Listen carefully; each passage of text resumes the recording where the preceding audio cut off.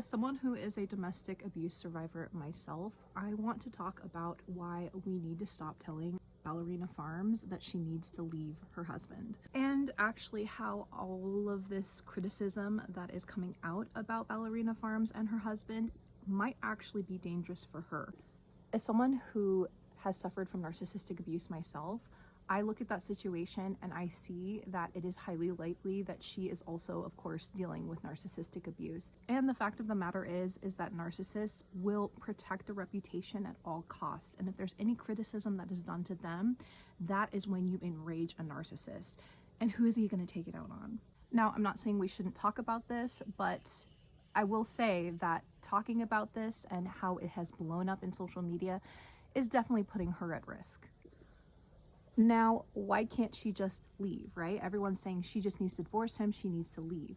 What people don't understand is that when you're dealing with narcissistic abuse, especially where you're, as a woman, financially controlled by a man, it is nearly impossible to leave a situation like that, especially because they have 8 children together.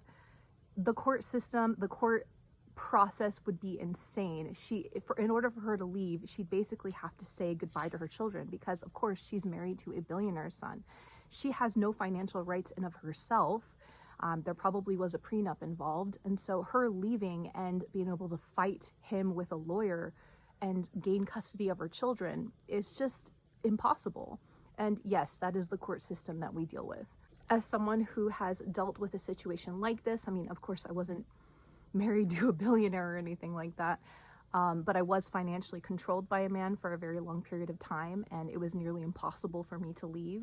As someone who has gone through this, I would say the best way that you can help Ballerina Farms is actually to continue to support her platform. Now, her husband might be in control of the money that results from that, but it doesn't do women in this situation any good to say, I'm going to stop supporting them because the support might go to the husband. Thankfully, I got out of my relationship that was abusing me before I had any kids. That is the reason I did not have kids with him, was because I knew that having children with him would basically keep me trapped and connected to him forever.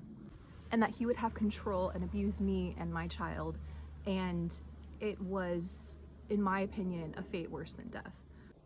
It's important to keep in mind, however, that she may not necessarily have had that same choice because of her religion and because of how she's controlled.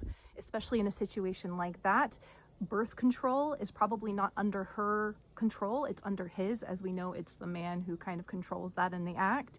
And especially under that religion where birth control is basically condemned, and as abortion is as well, she was trapped. She was baby trapped by him and couldn't do anything about it. So I'm not criticizing her for having children with him.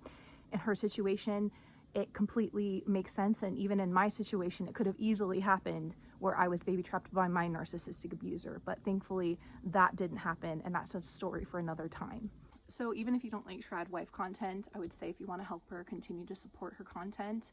Hopefully at some point she has the ability to gain some sort of financial independence from her husband, but it seems like she is so controlled and brainwashed by the religion and by her husband into this cult of basically serving him and giving him children that it might be too difficult for her to break out of that. However, she deserves support nonetheless, and even if a woman is trapped and unable to get out, having more support is better than having none. It's not a situation where it's just, if you become uncomfortable enough, maybe you'll make a change. In situations like that, that doesn't help. Removing your support does not make a woman say, I'm going to leave my children today so that I can be free from my abuser.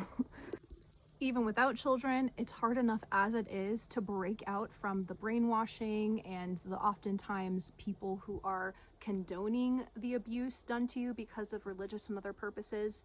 So it's a very difficult situation to break out of, even without children. Here's just a reminder to have compassion for people in their situations and never tell women to just leave.